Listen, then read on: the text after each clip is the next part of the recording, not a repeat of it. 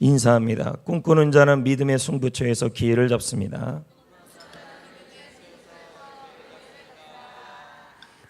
자, 오늘은 특세 4일째입니다. 오늘도 각종 봉사, 안내, 차량, 방송, 찬양, 식사 전반적으로 보면 너무너무 흠잡을 데 없이 잘하고 있습니다. 교사 또 부모님들, 다음 세대들 모두 감사합니다. 특히 우리 아이들 비록 이유가 어떻든 물론 6일 개근하면 상을 주니까 나오든 아니면 엄마의 협박과 용돈 때문에 나오든 어떻든 나온 것 자체가 복인 줄 믿습니다. 하나님께 영광 돌립니다. 이제 이틀 남았습니다. 내일이 고비입니다. 태풍이 내일 4시에 한반도를 지나간다 그럽니다. 우리는 무사히 지나가기 위해 기도해야 합니다. 피해가 없도록 기도하셔야 되고 제 소망이 있다면 비만 내리고 그냥 갔으면 좋겠습니다. 새벽에 비는 또 필요하니까요. 그래서 마지막까지 이틀밖에 안 남았으니 최선을 다해 주시기를 부탁드리겠습니다.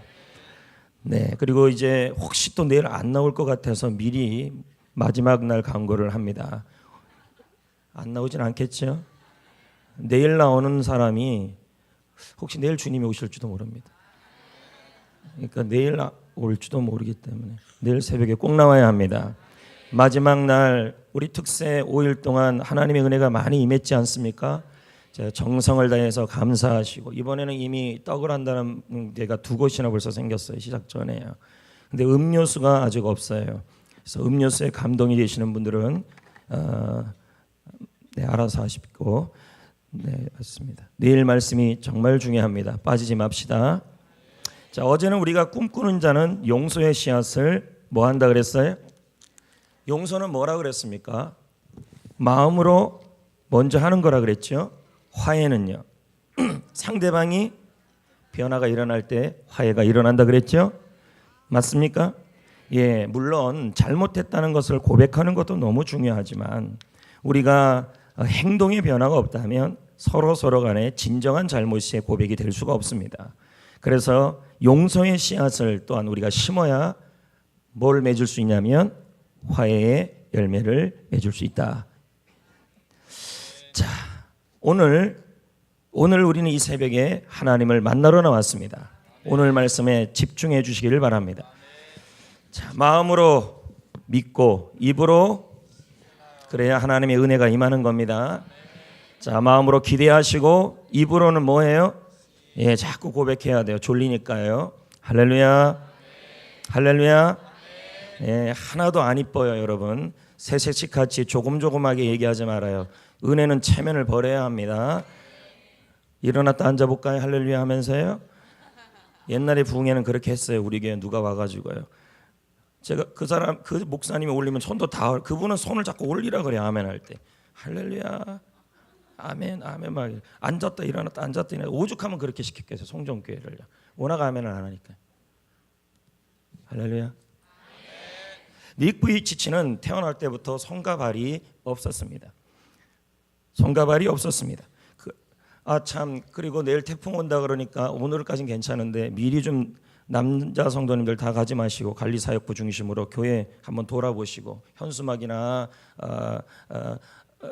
화분이나 이거 다 날아가요. 화분이나 하여튼 날아가면 다 관리부 책임이라고 보겠습니다.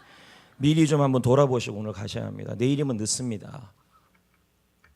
닉 부이치치 얘기 다시 합니다. 태어날 때부터 손과 발이 없었습니다. 그런 몸으로 과연 그는 혼자서 앉을 수 있을까요? 걷거나 밥을 먹을 수 있을까? 도대체 뭘 할 수 있었을까요? 하지만 그는 지금 모든 걸 다 할 수 있습니다. 정상이들보다 더 능수능란합니다. 휴대폰도 하고 컴퓨터도 사용할 줄 압니다. 그리고 수영도 하고 스키도 타고 악기도 연주하고 심지어 골프까지 칩니다. 어떤 목사님이 지난주에 저한테 찾아와서 요 앞에 저쪽에 묵리 말고 저 서리에 무슨 골프장 있잖아요. 나보고 가자는 겁니다. 3개월에 60만 원이면 된다는 거예요. 운동하는 게 참 좋대요. 권준호 목사는 취미도 없으니까 골프라도 치래요. 하나님의 꿈을 위해 사는 사람이 무슨 골프입니까? 숨쉬기만 하려고 그럽니다. 파도 타기가 그렇게 심한 하와이 와이키키 해변에 서핑까지 즐긴다 그럽니다. 왜 그인들 좌절할 때가 없었을까요? 얼마나 놀림거리가 되었을까요? 실제로 그는 자살을 결심한 적이 여러 번 있었다고 합니다. 그런 그가 지금은 희망의 전도사가 되어 있습니다. 왜 그랬을까요? 그는 그의 인생의 승부처가 있었습니다. 그 인생의 승부처에서 그 기회를 잡았기 때문입니다. 여러분, 어떤 인생이든 오늘 이 자리에 있는 모든 분들에게든 다 승부처가 있습니다. 그 승부처를 어떻게 돌파하느냐에 따라서 인생은 완전히 달라집니다. 인생 결정이 난다는 거예요. 다 승부처가 있다는 겁니다. 오늘 말씀에도 뜬금없이 어제도 말씀했지만 유다가 등장합니다. 요셉 이야기에서 갑자기 유다의 이야기가 등장합니다. 유다는 12지파 중에서 12아들 중에서 야곱의 12명의 아들 중에서 네 번째 아들입니다. 그다지 중요한 인물도 아니었습니다. 당시까지만 해도 유다라는 인물 자체에 대해서 두각이 전혀 나타나지 않았습니다. 그런데 그가 갑자기 등장하고 있습니다. 그 이유는 인생의 승부처가 있었다는 거예요. 그 승부처를 잡음으로 인해 그 촛대가 요셉에서 유다로 바뀌어지기 시작해요. 무엇이 승부처였을까요? 가나안 땅에 7년 동안 기근이 들었습니다. 오늘 말씀 중요합니다. 아주 중요합니다. 양식을 구하러 갔었습니다. 그런데 베냐민을 데리고 가지 아니하면 요셉이 곡식을 얻을 수 없다고 합니다. 그런데 12명의 아들 중에서 10명의 아들 중에서 아무도 나서지 않는 것입니다. 그런데 여기가 바로 그 아들들의 야곱의 아들들의 인생의 승부처였습니다. 야곱의 아들 모두들에게 인생의 승부처였습니다. 베냐민을 데리고 가지 않으면 곡식을 얻을 수 없다. 베냐민을 데리고 오라. 아무도 나서지 않았을 그때에 그 아들들 중에 왜 안 나섰겠습니까? 나서면 생명의 위협이 있고 힘들고 버거운 일이니까. 근데 그때 이 승부처에 10명의 아들, 한 명은 베냐민, 한 명은 요셉. 요셉은 와 있고 베냐민은 아직 없었어요. 그럼 10명의 아들이 모두 다 똑같은 지금 승부처에 와 있었습니다. 이 승부처에서 인생의 결판이 나고 가문의 결판이 나고 그리고 또 유다의 아들들의 미래도 결판이 나고 유다의 죽고 나서 인생도 결판이 납니다. 이 승부처가 이렇게 중요해요. 그런데 이때 누가 나타나요? 유다가 이 승부처에서 기회를 잡습니다. 창세기 43장 9절입니다. 읽어봅니다. 시작. 내가 그를 위하여. 유다가 하는 말이잖아요. 그는 베냐민이에요. 내가 뭐가 되겠다? 담보가 되겠다. 다 같이 시작. 아버지께서 내 손에서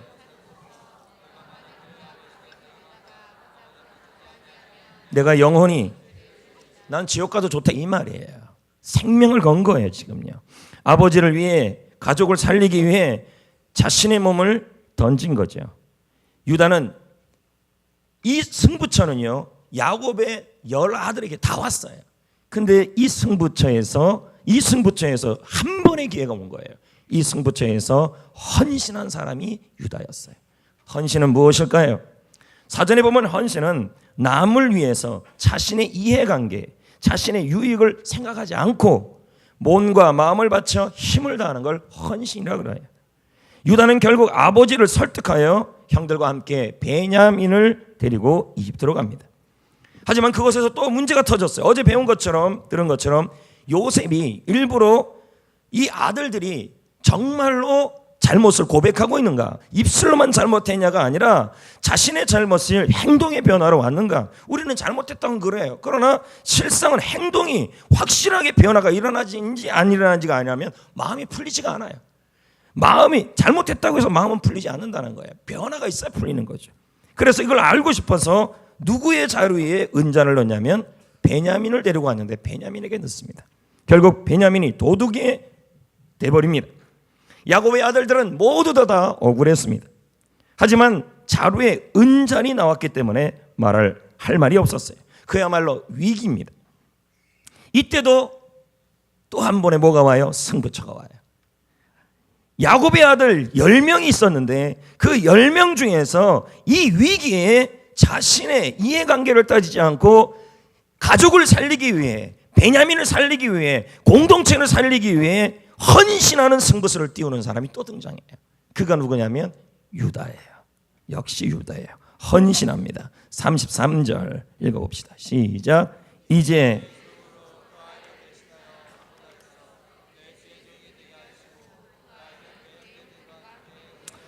주의 종으로 누구를 대신하게 해달라요? 이 아이, 누구의 이 아이는요? 베냐민을 대신하여 머물고 있게 하라. 이거 헌신이에요, 여러분. 자신을 볼모로 잡혀 있겠다고 말하는 거예요. 베냐민을 대신하여. 부모를 위해 형제를 살리기 위해 어떤 희생도 감수하겠다는 거예요. 여러분, 중요한 얘기가 지금 나오는 거예요. 인생의 승부처가 있다. 유다는 자신의 생명을 던져 다른 사람을 살리겠다고, 구하겠다는 비장한 결심을 하는 겁니다. 약삭 빠르게 자기만 살려고 빠져나가지 않았다는 거예요. 나머지 9명은 자신만을 생각했다는 거죠. 자기만을 유다는 계산하지 않고 자신의 한 몸을 더 쳐서 공동체를 살리고 했다는 거예요. 베냐민을 살리려고 했다는 거예요. 지금 현재 유다는 자신의 인생에 승부수를 던지고 있는 것입니다. 결정적인 순간에 헌신을 하고 희생을 하기 위해 앞으로 나갔다는 거예요. 그 누구도 다 주춤했어요. 형제들도 몸을 움츠렸어요. 어찌할 바를 몰라 했어요. 그러나 유다만큼은 분연하게 인생의 승부처에서 몸을 던지고 있습니다. 그 방법이 헌신입니다. 여러분, 인생의 승부처에서 우리가 할 일은 헌신이에요. 누군가를 살리기 위해. 이 말에 누가 감동을 받아? 유다의 태도예요. 요셉이 감동을 받아요. 45장 1절 2절 다 같이 읽어볼까요? 지금 좋으시는 거 아니시죠? 지금도 인생의 승부처예요. 졸면 안 돼요. 시작. 소리 지르고 물러가고 자기가 형제들에게 자기가 누군지를 알리고 2절에 요셉이 큰 소리로 울어요. 왜 이런 일이 일어났어요? 누구 말을 들은 이유예요? 유다라니까, 유다. 근데 여러분, 신기한 건요, 유다가 인생의 승부수를 헌신으로 던졌을 때 그의 인생의 길이 열리고, 가정의 길이 열리고, 가문의 길이 열리고, 천국에서의 상급의 길도 열렸어요. 여러분, 창세기 49장에 보면요, 지파 12명 중에서 유다 지파를 가장 많이 축복을 해요. 누가요? 야곱이. 볼래요? 유다야, 읽어봅시다. 시작. 유다야, 너는 이러지 않았다니까요. 유다가 이런 사람이 아니에요, 여러분. 실수 많은 사람, 우선 가만히 제가 들어보세요. 잘못 많이 하는 사람, 동생을 팔아넘긴 사람, 그리고 창녀를 만났던 사람이었어요. 이런 사람이 인생이 지금 바뀌고 있어요. 자, 계속 볼까요? 8절. 유다야, 너는 내 형제 뭐가 되나? 내 손이, 내 아버지의 아들들이 가장 높아진다는 얘기죠. 10절. 규가 유다를 떠나지 않고 통치자의 지팡이가 실로가 오시기까지 이르니 그에게, 세상에 이런 복이 어디 있습니까? 유다는 12아들 중에서 가장 길고 가장 많은 복을 받습니다. 믿음의 계보가 열리고, 인생의 길이 열리고, 믿음의 가문이 열리고, 그의 후손들이, 그의 자녀들이 다윗 왕이 나오고, 구원주이신 예수 그리스도가 이 가문에서 나옵니다. 하나님이 유다를 높여놓은 거예요. 그는 그럼 잘난 인물입니까? 오늘 이 자리에 부모님들도 계시고 다 계시지만 지금의 여러분의 모습이 실수투성이고 잘못 많이 하고, 그리고 너무 못된 인생을 살고 실패한 인생을 사는 것이 우리의 삶이라면 하나님은 과거를 보지 않는다는 거죠. 그는 그의 인생의 승부처에서 그야말로 승부수를 던졌는데 그게 공동체를 살리는 일, 사람을 살리는 일, 헌신이었다는 거예요. 똑같은 아들들 중에서 유다만 그렇게 했다는 거예요. 근데 그의 승부수가 그의 인생을, 그의 자녀의 미래를, 그의 가문의 미래를 결정했어요.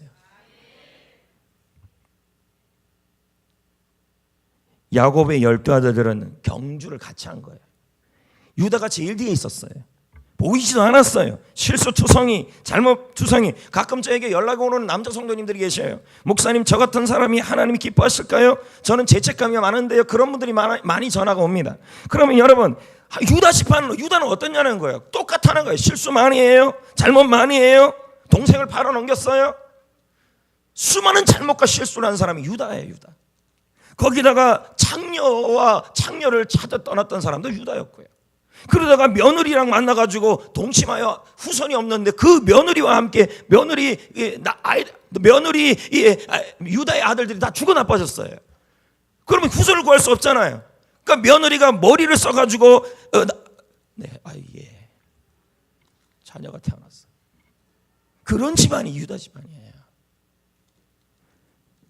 그런데 하나님께서 이 집안을 포기하지 않는 거예요. 왜요? 인생의 승부수에서 헌신했기 때문에, 돌아왔기 때문이에요. 결국 최후의 승자가 됐고 보잘것없는 유다가 그 최후의 면류관의 주인공이 되었다는 거예요. 성도 여러분, 성경은 믿음 생활을 자주 경주에 비유합니다. 경주하는 사람에게는 승부처가 있습니다. 스포츠에도 승부처가 있죠. 이 승부처에서 어떻게 하느냐가 너무도 중요합니다. 지금까지 살아온 모습보다 더 중요한 건 지금부터의 모습입니다. 인생의 승부처가 있습니다. 여러분의 승부처는 이번 특세입니다. 우습게 보지 마시라고, 이 특세를. 하나님은 일생에 이런 승부처를 주시는 것입니다. 물론 우리에게 대단히 부담스러운 일, 책임져야 될 일들인 것입니다. 염려도 되고. 그런데 우리는 생각합니다. 나만 잘 먹고 잘 사는 인생이 되면 된다, 이렇게 생각합니다. 그건 야곱의 9 아들과 다를 게 뭐가 있냐는 거죠. 내 목숨만, 내 가정만, 나만 지키면 된다고 오늘날 한국교회 99%가 그러지 않냐는 것입니다. 브루스 윌킨스의 말 아닙니까? 전 세계 90% 이상이 전부 팬이라고 해요. 나만 잘 먹고 잘 살기 위해서 예수를 믿는다고 얘기를 합니다. 그러면서 인생의 승부처에서 헌신을 하지 않는다는 것입니다. 내 가정의 미래, 나의 아이들의 미래, 내 인생의 미래, 내 죽고 나서의 미래, 모두 다 유다 같은 사람에서 결정나요. 인생의 승부처는 무엇일까요? 바로 헌신의 자리예요. 남들이 가기 싫어하는 그 길을 가는 거죠. 살리는 자리. 유다가 잘났어요? 절대 잘나지 않았어요. 유다는 실패투성이고 실수투성이고 잘못투성이에요. 그러나 그는 헌신의 자리를 잡았어요. 살리는 자리. 그 자리가 뭐예요? 바로 비전의 자리겠죠. 아멘. 요셉이 했던 일이 바로 사람을 살린 일이었는데 그 일을 지금 유다가 또 하고 있는 거예요. 비전을 잡았다는 거죠. 그러기 위해서 예수님의 비유를 한 가지 보아야 합니다. 바로 값진 진주의 비유입니다.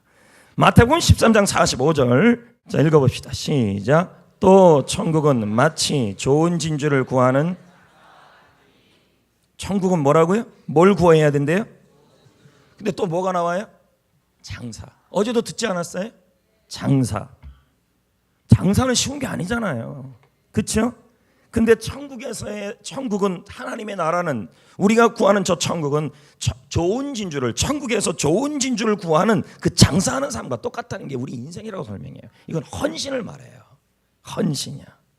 좋은 진주는 얼마나 귀합니까? 여러분 진주 귀하지 않아요? 진주 봤어요? 모조 말고 진짜예요. 봤어요? 아, 여러분 저보다 낫네요. 난 못 봤어요. 진주는 귀하잖아요. 가치 있잖아요. 근데 이 천국은 마치 좋은 진주를 구하는 것 같다. 그러면 천국에서 좋은 진주는 뭐예요? 면류관이죠. 상이죠. 누릴 상급이죠. 어제 말한 10거울이죠. 맞습니까? 네. 근데 장사하라며요. 예수님은 문화 비유를 통해서, 어저께 말씀을 통해서, 어제 문화한 거 맞아요? 네. 문화 비유를 통해 이 땅에서 존재 목적을 설명했잖아요. 그것을 뭐로 비유했어요? 장사. 문화는 뭐라 비유했어요? 달란트가 아니라 하나님이 나에게 맡겨진 사명과 비전이요, 존재 목적이라 말했어요. 하나님은 나를 이 땅에 보낼 때 그냥 보냈어요? 꿈을 갖고 보냈어요? 이사야 43장 7절에 뭐라 말씀합니까? 하나님의 영광을 위해 창조하였다. 하나님의 뜻을 위해 창조하였다. 하나님의 기쁨을 위해 창조하였다. 하나님의 꿈을 위해 여러분을 지어줬다. 에베소 2장 10절, 우리는 그가 만드신 바라, 우리는 그가 지으신 바라, 그리스도 예수 안에서 선한 일을 위하여 지으심을 받았다. 하나님의 꿈을 위해 지으심을 받았다. 이게 우리의 존재 목적입니다. 창세기 1장 28절, 생육하라 번성하라 충만하라 정복하라 다스리라. 하나님의 나라를 위해서 생육하라 번성하라 충만하라 정복하라 장사하라는 말이에요. 마태복음 28장 19절, 가서 모든 족속을 제자 삼아 세례 주고 분부한 모든 것을 지키게 하라. 이게 우리의 존재 목적이라는 거예요. 좋은 진주를 비유를 통해서 열심히 장사하는 사람에게, 장사라고 표현하고 있어요. 헌신하는 사람에게 좋은 진주가 있다고 말하고 있어요. 천국에서요. 우리는 이 말씀을 통하여 비전의 삶을 살면 상급이 있음을 알 수 있어요. 여러분, 비전의 삶을 위해 사는 것이요, 비전의 삶을 위하여 여러분이 헌신하는 것이요, 인생의 승부처예요. 왜? 여러분을 하나님이 인생이라는 목적으로 보내신 것이 비전이기 때문에. 거기에 헌신하셔야 돼요. 근데 많은 분들이 뭐라 그럽니까? 야곱의 아들 열아들처럼 뭐라 그럽니까? 나는 못한다. 나는 헌신하기 싫다. 나만 잘 먹고 잘 살면 된다. 내가 예수 믿으면 된다. 나만 은혜 받으면 된다. 거기에 머물고 있다는 거예요. 여러분, 인생의 승부처는 나를 보내신 인생의 목적대로 사는 거예요. 거기에 헌신하는 거예요. 그 헌신할 때 나의 인생이 결정되고 나의 자녀의 미래가 결정되고 유다 지파처럼 나의 가문의 미래가 결정되고 죽고 나서의 삶도 결정나요. 근데 많은 사람들이요, 이 비전의 삶을 발견하고 상급의 가치를 알지만 신경을 안 써요. 그러니까 오죽하면 예수님이 이렇게 말할까요? 마태복음 7장 6절, 너희 진주를 돼지 앞에 던지지 말라. 오죽하면요, 멸류관, 상급, 열골, 이 삶에 대하여 정말로 기이 여기라, 이 말을 지금 설명하고 있는 거예요. 여러분, 성경에서 이렇게 말하는데 정신 차리셔야죠. 그럼 어떻게 살래요? 46절 읽어보겠어요. 시작. 값진 진주가 뭘까요? 천국에 가면, 아니 내가 헌신하면, 인생의 상부처에서 인생의 존재 목적대로, 인생을 보내신 목적대로 헌신하면 이 땅에서 내 인생이 결정되고 유다처럼 나의 자녀의 미래가 결정되고, 아멘, 나의 가문의 미래가 결정되고 나의 천국에서의 진주가 결정된다. 그러니 어떻게 살래요? 그것이 더 귀하니까 46절에요. 자기의 소유를 어떻게 하래요? 다 팔아서 뭘 사야 돼요? 자녀의 미래, 내 인생의 미래, 천국에서의 상급을 사래요. 내 소유를 팔아서. 헌신을 말하는 거죠. 이제 값진 진주를 얻기 위해 결단해야 돼요. 인생의 존재 목적은 하나님이 나를 이 땅에 보내신 이유가 명확하게 있어요. 예수님도 이 땅에 태어난 이유가 그냥 우연히 태어난 게 아니라 하나님의 꿈을 위해 태어난 거 아닙니까? 잃어버린 영혼을 구원하기 위해. 그렇다면 우리도 마찬가지 아니겠어요? 헌신을 위해 태어난 거예요. 지금 인생의 승부처, 가문의 승부처입니다. 유다처럼 여러분이 혹시 실수했습니까? 실패했습니까? 잘못한 게 많습니까? 포기 불능 상태, 회복 불능 상태입니까? 물론 이런 비전의 삶은 현실적으로 힘들고 두렵습니다. 그래서 많은 사람들이, 많은 성도들이 이 일을 안 하려고 그래요. 왜? 부담스러우니까. 여기도 몇백 명이 앉아 있지만 부담이 안 되겠냐는 거죠. 영혼을 구원하고 셀 모임에 가고 제자 삼고 번식하는 삶이 쉽겠냐는 거죠.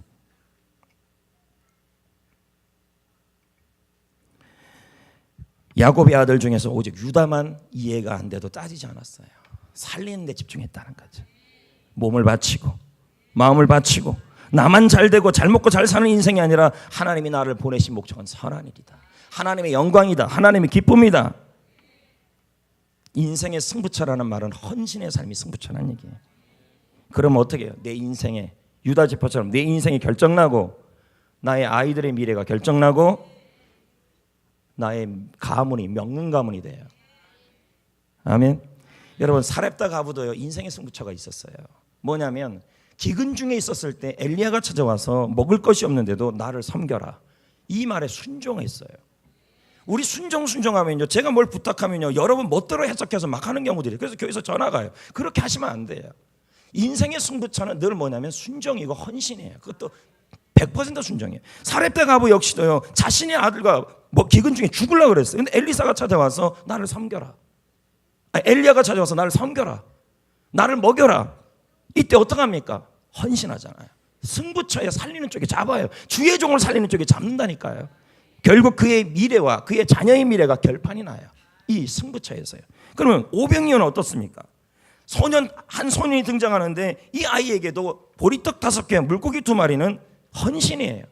근데 그 아이는 그 헌신의 순간에 뭐 합니까? 헌신을 합니다. 200만 명이 있었고 5천 명이 있었지만 그도 그 아이 하나뿐밖에 없었어요. 헌신이 승부처라니까요. 여러분, 물론 물질도 필요하고 다 필요합니다. 예? 창세기 2장 15절 한번 볼래요? 제가 이 말씀 묵상하면서 놀라운 진리를 발견했어요. 여호와 하나님이 그 사람을 이끌어 어디다 뒀어요? 거기서 뭐 했어요? 그것을 뭐 하고, 에덴 동산을 뭐 하고요? 아니요, 경작하며 뭐 했어요? 잖아. 이거 일하는 거 아니에요. 돈 벌어야 된다니까요. 농사 지어야 된다니까요. 근데 이 경작하다 지키다는 원문의 의미를 알아야 돼요. 경작하다는 단어는 아바트예요. 아바트. 아바트 몰라요? 아바타? 그거하고 다른 거예요. 아바트예요. 근데 뜻은 일하다예요. 그럼 지금 여러분 직장생활 하잖아요. 학생들 공부하잖아요. 맞죠? 돈 벌잖아요. 농사 짓잖아요. 그 일하다예요. 근데 그 아바트의 단어의 뜻에 아바트의 뜻에 뭐가 들어있냐면 하나님께 순종하다는 뜻이 들어있어요. 예배하다는 뜻이 들어있어요. 결국 뭡니까? 지키다는 단어도 뭐냐면 큰 주의를 갖고 행하라 이 말이에요. 그럼 이게 무슨 뜻이냐면 하나님은 우리가 이 땅에서 열심히 공부해야 돼요. 학생들은요. 그리고 열심히 우리 돈도 벌어야 돼요. 경작해야 돼요.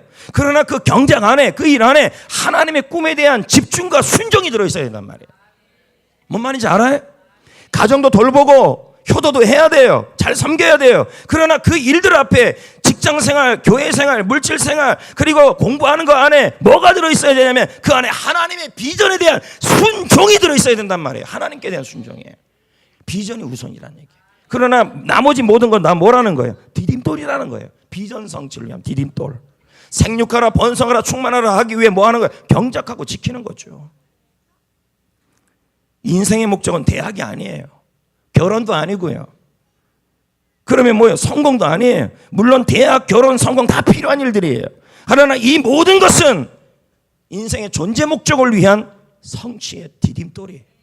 그걸 잊으시면 안 돼요. 우리가 하나님의 꿈을 위해 우선순위를 둘 때, 이 꿈에 대하여 승부수를 던질 때, 헌신할 때 하나님은 내 인생, 나의 자녀의 미래, 유다지파처럼 가문의 미래, 좋은 진주 천국에서 열어라요.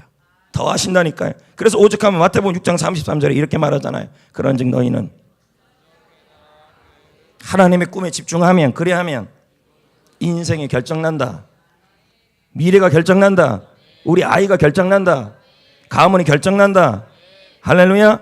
그래서 승부처예요. 비전의 삶, 우리 교회 안에 이 비전의 삶에 대한 필드가 있는 게 감사하게 여기셔야 돼요.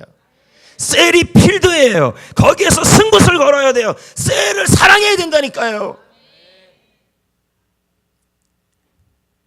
우리 중고등부 아이들 여자친구 생겼다고 예배 안 나오고 셀 모임 안 가고, 그래서 어떻게 하시려고 그럽니까?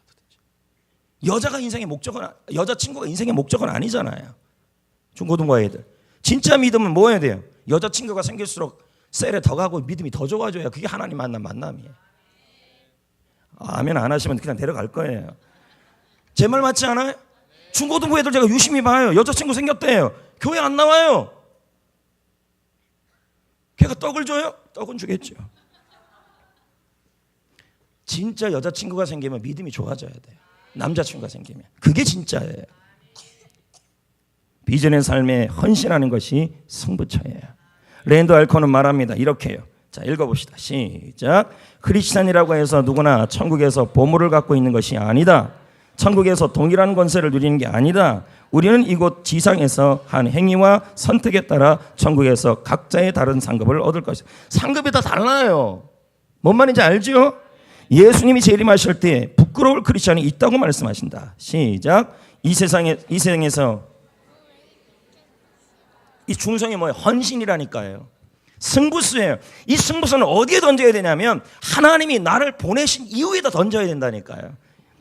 섬긴 사람들과 그렇지 못한 사람들, 여기도 수백 명의 성도들이 있는데 하나님의 비전에 승부수를 던진 사람과 안 한 사람이 차이가 있다는 거예요. 근데 가시적 결과는 묘멸히 영원 무궁하게 차이가 나요. 이는 사람마다 큰 차이를 보일 것이다. 영원한 재산, 지위로 나타날 것이다. 통치권, 10골 얘기했잖아요. 지금 여러분 10평짜리 못 살아도요, 천국 가면요, 여러분 명왕성부터 시작해서 금성, 비너스 다 여러분 가질 수도 있을 수도 모른다는, 그게 여러분 모르잖아요. 정확히 모르잖아요. 하늘나라 가서 알 일이더라. 성도 여러분, 우리가 영원히한 종착지에 결정하는 것은, 천국 가는 것은 믿음이에요. 믿음으로 천국 가요. 그러나 영원한 상급, 가문의 미래, 자녀의 미래는 여러분의 행동이에요. 비전에 대한 승부수예요. 그런데 어떨 때는 영혼 구원과 양육의 헌신에도 참 감사한 건요, 인생의 승부처에 남을 살리는 복에 헌신하면 손해가 아니라는 것을 다시 한번 기억해야 돼요. 할렐루야.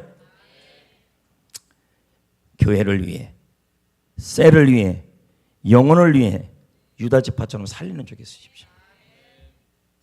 셀을 사랑해야 된다니까요. 하나님의 비전을 위해 하나님이 이 땅에 두신 곳이에요. 그곳에서 선교가 이루어지잖아요. 선교 헌금도 하고 선교사를 위해서 기도하고 비전 성취의 장소예요. 경작하라, 효도하라 다 중요한 얘기예요. 그럼에도 불구하고 그 안에 하나님에 대한 순종, 아바드가 들어있어야 돼요. 순종은 뭐냐면 창세기 1장 28절에 대한 순종이에요. 경작하는 이유도 비전 안에서 하는 거예요. 셀 참여하셔야 합니다. 제 말을 우습게 여기지 마세요. 허트라는 거 하지 마. 제가 이 설교를 이제 이루고 나가지고 몇 년 있다 할지, 언제 할지, 내년에 할지, 언제 할습니까? 그 기간 동안에 안 돌아가신다는 보장이 있나요? 지금도 우리 교회도 작년에 겨울에도 많이 돌아가셨는데요. 그렇잖아요.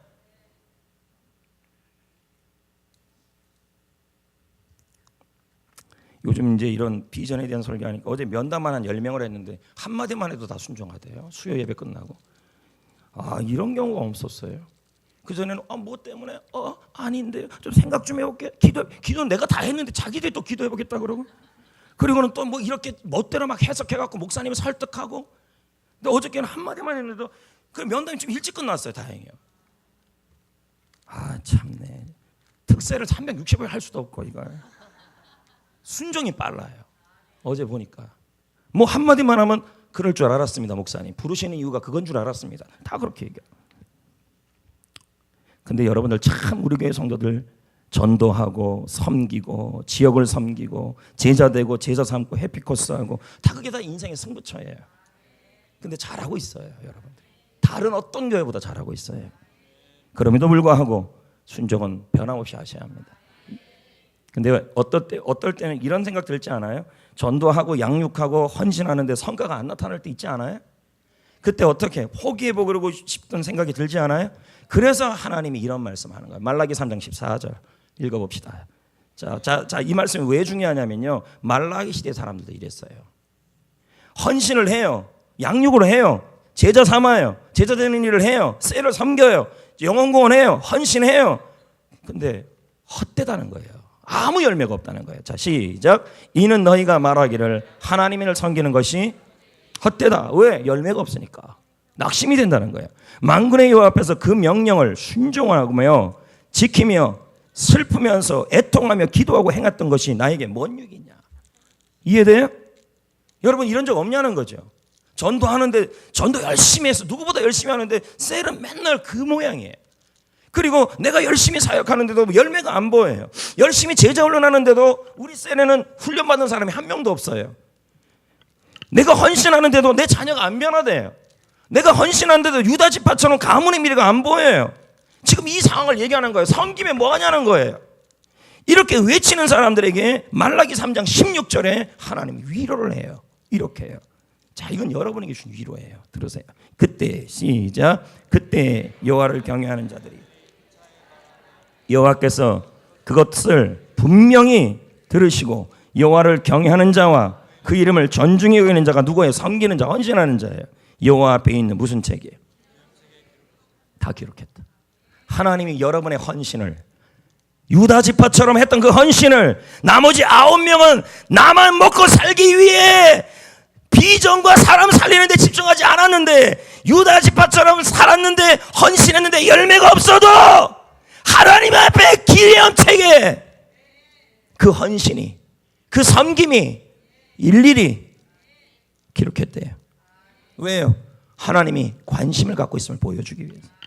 그 다음 구절이 더 무서워요. 자, 보세요. 만군의 여호와가 17, 18절 시작. 만군의 여호와가 이르노라 나는 내가 정한 날에 그들을 나의 주님 다시 오실 그때지요 특별한 소유를 삼을 것이다. 뭘까요? 상급을 받는, 멸류관을 받는 사람이겠다. 또 사람들이 자기를 섬기는 아들을 아낌없이 내가 그를, 하나님을 섬기는데 아낌없이 헌신한 사람, 사명의 생명을 다한 사람 아껴주겠다는 거예요. 18절 그때에 너희가 돌아와서 의인과 악인을 분별하고, 그리고 뭐예요? 하나님을 섬기는 자와 헌신한 성도와 헌신하지 않은 성도를 나눈다. 여러분은 어느 쪽에 설래요?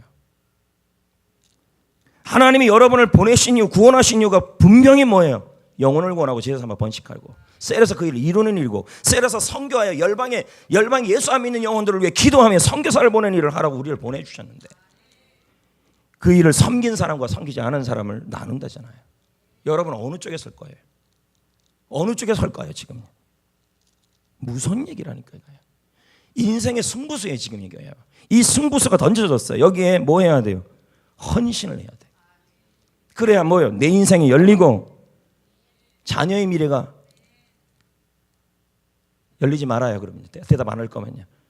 열리고 명문 가문이 되고 천국에서 좋은 진주를, 다스림을, 통치권을, 10거울을 20거울을 받을 수 있는 거 아니에요.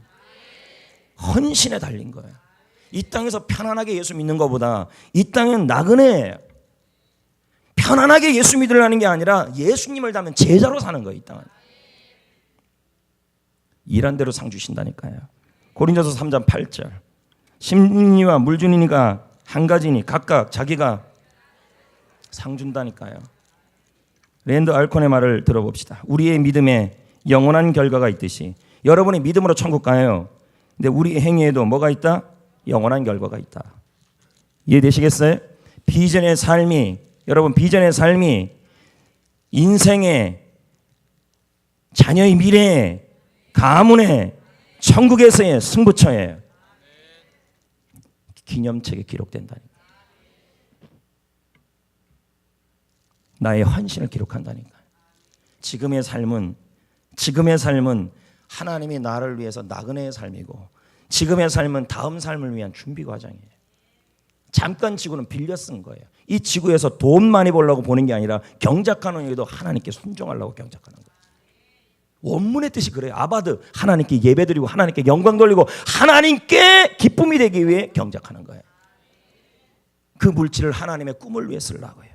오늘 주를 위해서 헌신하다가 셀이 변화가, 특히 셀 리더들의 위로가 좀 필요해요. 또 성도들도 마찬가지예요. 열심히 헌신하는데 아무 열매가 없는 분들, 주님이 여러분의 섬김을 기념책에 다 기록하고 있다는 거죠.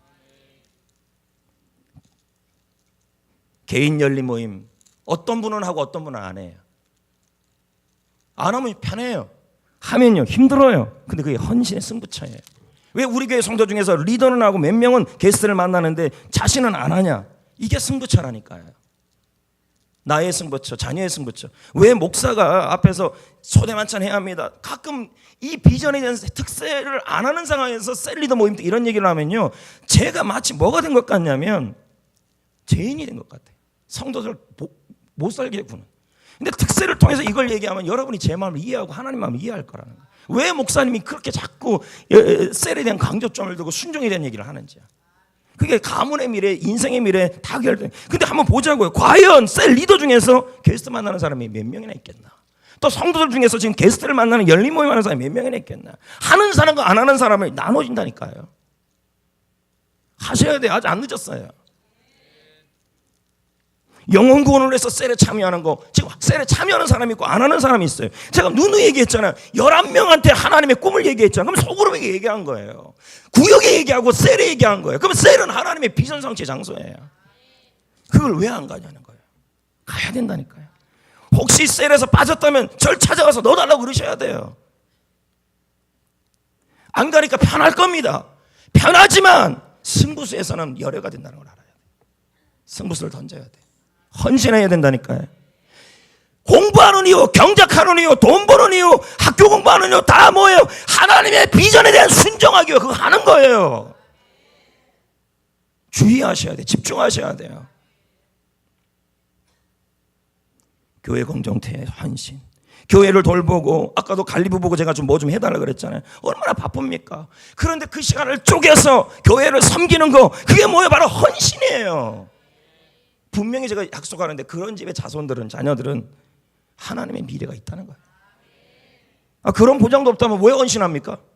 라고 말하고 싶어요. 해피코스를 헌신하고 지금도 한 100명 정도 헌신했는데 이거 뭐 할 수 있겠습니까? 힘든데 안 하는 게 속 편하죠. 근데 하나님 입장, 제가 이 하나님이라면 해피코스를 위해 기도해주고 성대주고 물질로 운해주고 하는 것이, 하는 사람과 아무 신경도 안 사는 구경꾼이 되는 사람과 차이는 나야 될 거 아니겠습니까? 참여할 수 없다면 기도라도 해주셔야죠. 물질로도 헌신해 주시고. 제가 물질 얘기하면 또 목사님 뒤에서 물질 얘기하면 이러지 마세요 제발 좀요. 짓은 취소고요.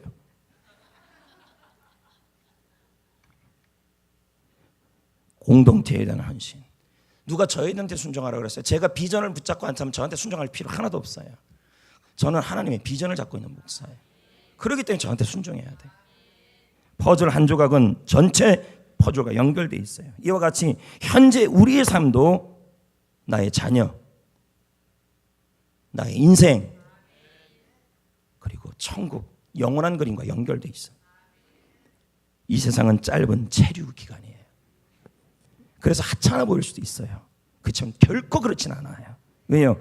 이 땅의 기초가 내 인생, 유다지파처럼 자녀의 미래, 인생, 가문, 영원한 삶과 연관되어 있다는 걸 하죠. 중요한 건 죽고 나서는 기회가 없어요. 지금밖에 없어요. 사명을 위해 사셔야 돼요. 랜드 알코는 말합니다. 신자들에게는 또 재기의 기회는 없다. 죽고 나서는 재기의 기회가 없어요. 주님을 다시 섬길 기회는 없다는 거죠. 우리는 이 세상에서 이 세상을 두 번 살 수 없어요. 한 번 낙제하면 끝이에요. D에서 A로 갈 수 없어요. 기말고사 일정 다시 짤 수 없어요. 여러분의 죽음은 데드라인이에요. 끝이에요. 더 이상 종료 휴실이 울리면 시합은 끝나요. 인생의 승부수와 경주의 경기는 끝나요. 죽음이 오면 영원한 나라가 시작되고 현재의 기회는 없어요. 그때까지 우리의 돈, 소유, 시간, 에너지 내 거 아니라는 거예요. 빌려 쓰는 거라니까요. 내 거, 나만, 내 가족 이렇게 생각하지 마시라고요. 하나님의 나라와 의를 구하고 모든 것을 더하여 주시는 겁니다. 어떤 분은 말해요. 목사님, 천국만 가면 되지요. 그래서 랜드 알콘이 말해요. 자, 봅시다. 그래도 우리는 천국에 가 있을 테니 그거면 됐지. 그러나 바울은 상급의 손해가 매우 처참하고 엄청난 손해라고 말한다. 물론 우리는 구원을 받지만 천국은 가지만 그건 위안이 되지 못한다. 상급을 잃는 것 또한 영원한 의미의 처참한 손해이다. 존 스투트 목사님, 칼빈, 루터 다 동일하게 얘기를 합니다. 이 얘기. 그의 말을 계속 들어봅시다. 랜드 알콘의 말을.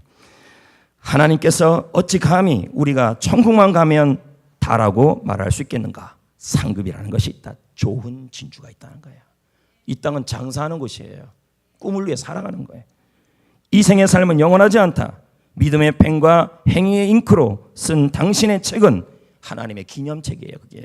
영혼으로 들어가 천사들과 하나님 앞에 펼쳐질 것이다. 자, 여러분이 읽어야지. 멍하니 있는 것 같은 게 게으르 잘못 얘기했어요. 멍하니 있는 분 한 명 보여요. 오늘 시작. 오늘을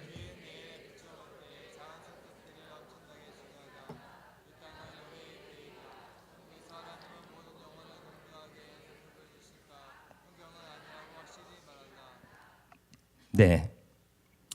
상인이 발견한 진주는 그 진주를 위해 상인은 자신의 모든 소유를 다 팔아버려요. 그러니까 뭐예요? 헌신했다는 얘기죠. 승부수를 던졌다는 얘기예요.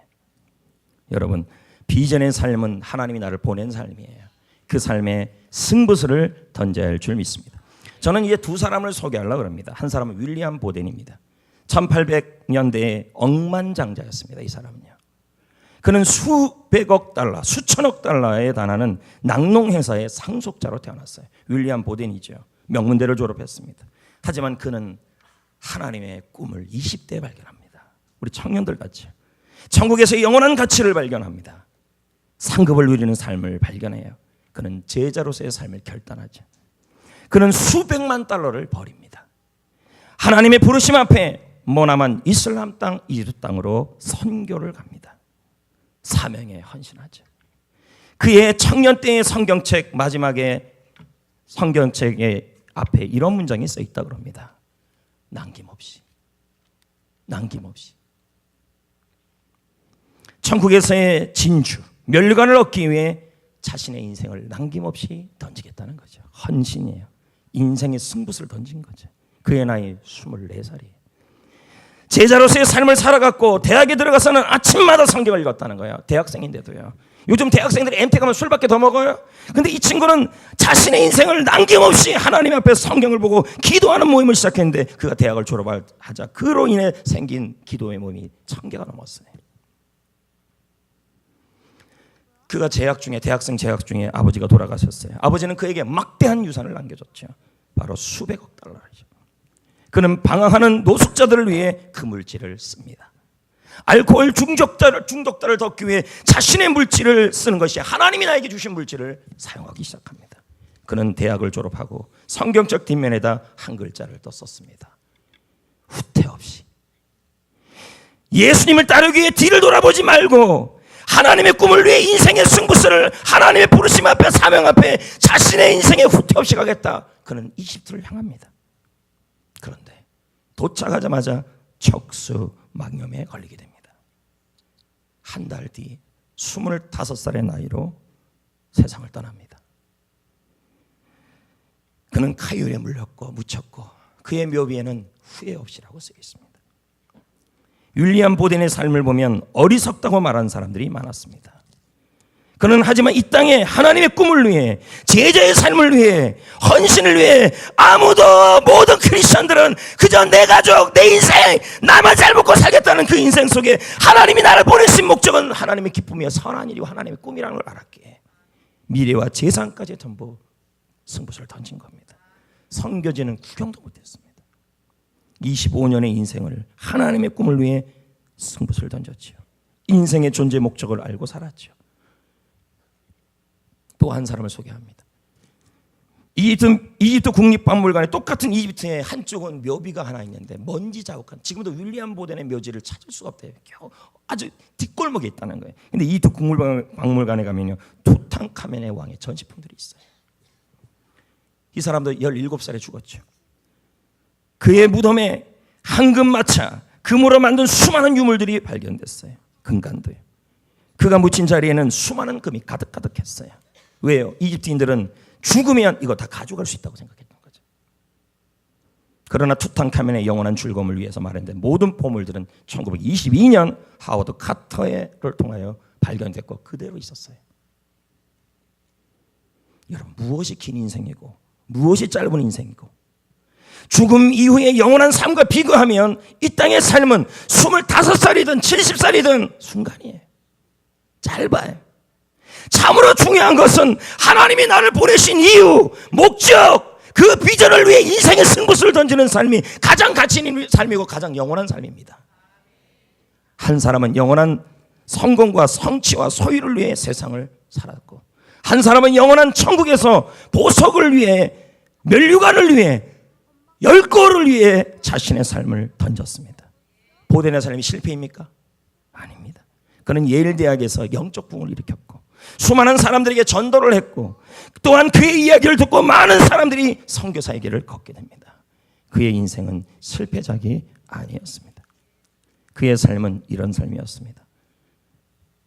하나님의 꿈을 위해 예수님을 위해 남김없이 후회 없이 후퇴 없이 짐 엘리엇의 말도 생각이 납니다. 영원한 것을 위하여 영원하지 않은 것을 나의 인생을 던지는 사람은 결코 바보가 아니다. 이번 특세를 준비하면서 다시 한번 하나님의 꿈을 위해 살아가야 함을 저는 깨달았습니다. 하나님의 꿈을 위해 남김없이 후퇴 없이 후회 없이 살기를 원합니다. 이 한 몸을 주님을 위해 달아서 없어지기를 전 늘 소망하는 사람입니다. 매일 하루가 마지막을 준비하는 삶이 되기를 원합니다. 설교 한 편을 하면서도 끝나고 내려올 때는 온몸이 탈진할 정도로 저는 설교를 합니다. 후회 없이 내 생을 당하는 순간 마지막 호흡이 닿을 때까지 이 꿈을 위해 살다가 주님 만나고 싶은 게 제 소망입니다. 이 꿈을 품은 성도들로 가득한 교회로 세우고 싶은 것이 제 소망입니다. 결코 저는 교회를 오합지졸의 교회로 세우고 싶지 않습니다. 셀이 선교하는 셀이 되기를 모든 성도들이 셀 모임을 사랑하는 그런 교회로 만들고 싶습니다. 영혼을 구원하고 세례를 매년 100명 이상 주는 교회, 제자로 훈련받는 사람들이 매년 100명이 넘는 교회, 그것을 자랑하는 교회, 셀 리더들이 많이 세워져서 번식하는 셀이 많아지는 교회, 이 일을 위해 지역과 이웃을 더 섬기는 교회, 이 일이 제 인생의 승부처입니다. 저는 이 일에 헌신합니다. 그리고 그리스도의 심판대 앞에서 이 자리에 있는 분들을 만나고 싶습니다. 그리고 여러분들에게 이 말을 꼭 듣고 싶어요. 그때 목사님의 권면에 순종한 것이 제 인생의 최고의 결정이었습니다. 그때 목사님의 비전이 이해되지 않아도, 유익이 되어 보이지 않아도 저는 그냥 즉시 순종했습니다. 그런데 지금 하나님의 기념책에 나의 헌신이, 나의 섬김이, 나의 순종이 다 기록되어 있었습니다. 목사님 덕분에 제가 면류관을 얻었네요. 목사님 덕분에 10골을 차지했네요. 이게 저의 고백이 아니라 셀 리더들의 고백도 돼야 돼요. 여러분, 제가 이 꿈에만 집중하도록 도와주십시오. 저 역시도 마음이 너무 여립니다. 여러분들의 작은 말에도 마음이 상합니다. 여러분들이 이런 말 저런 말, 목양실 주는데 목사님은 뭐 이래요 저래, 하여튼 그런 말도 좀 하지도 마세요. 제발 좀요. 저 꿈에만 집중하게 내버려두세요 라고 말하고 싶어요. 열이다니까요. 근데 목사님들 거의 다 그래요.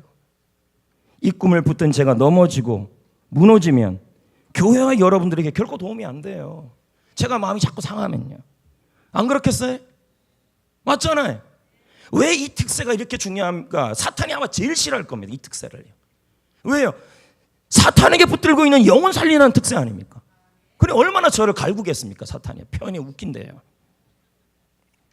기도로 저를 돕고 순종으로 저를 도와주셔야 합니다. 저 역시 여러분을 돕겠습니다. 이제 말씀을 맺겠습니다. 예수님도 이 세상에 하나님의 뜻을 이루려고 왔습니다.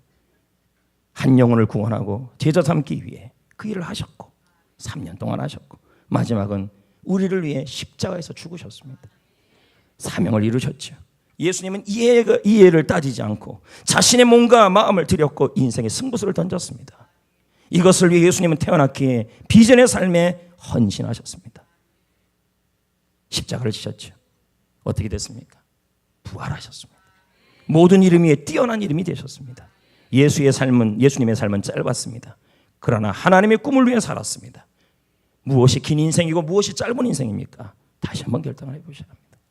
지금까지 하나님이 나를 태어나게 하신 이유를 모르고 살았을 수 있습니다.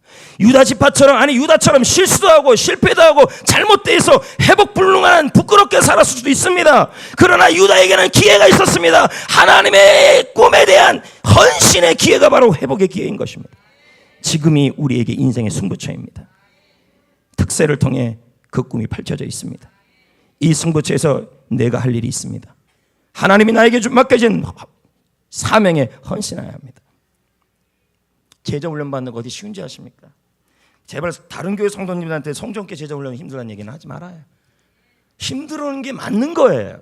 우리끼리만. 근데 여러분 공식적으로 얘기하면 안 힘들어요. 하다 보면 은혜가 생겨서 할 수 있어요. 제자의 삶이 힘들어요. 안 힘들어요. 그러나 여러분 다 안 간다 그래도 가는 사람이, 예수 그리스도를 닮도록 가는 사람이 그분에 대한 상이 있다는 걸 알아요. 영광의 면류관이 있다는 걸 아셔야 돼요. 우선순위 잘 잡으세요.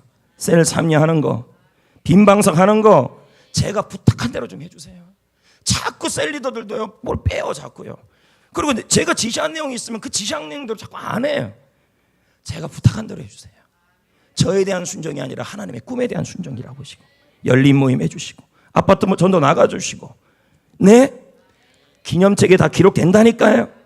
인생 하나님이 나를 부르신 이유대로 나중에 주님 앞에 섰을 때 하나님 나는 후회 없이 남김없이 후퇴 없이 내 시간과 물질과 에너지를 쏟아부었습니다. 하나님의 꿈을 위한 시간은 절대 손해가 아닙니다. 여러분의 헌신, 꿈에 대한 헌신이 인생의 승부처입니다. 내 인생이 결정되고 자녀의 미래가 가문이 결정돼요. 그리고 더 중요한 건, 그거보다 더 중요한 건 그래봤자 70년이에요. 영원한 삶을 결정해요. 좋은 진주를 결정해요. 카일 아일들만은 이런 비유를 하며 그의 책을 마쳤어요. 볼까요? 당신의 인생이 끝나면 천국으로 직행하지 않고 거대한 극장에 홀로 앉게 된다고 상상해보자. 자, 카일 아일드만의 책이에요. 팬입니까 제자입니까? 책이죠. 그런데 주인공은, 그 극장의 스크린의 주인공은 여러분이다. 상영이 되고 있다. 스크린의 제목이 뜬다. 팬이었나 제자였나? 하나님의 꿈에 대해서 궁경꾼이었습니까? 헌신자였습니까? 라는 스크린의 영화가 뜰 것이라는 거죠. 그때 뭐라고 얘기하실 거예요? 기도하겠습니다.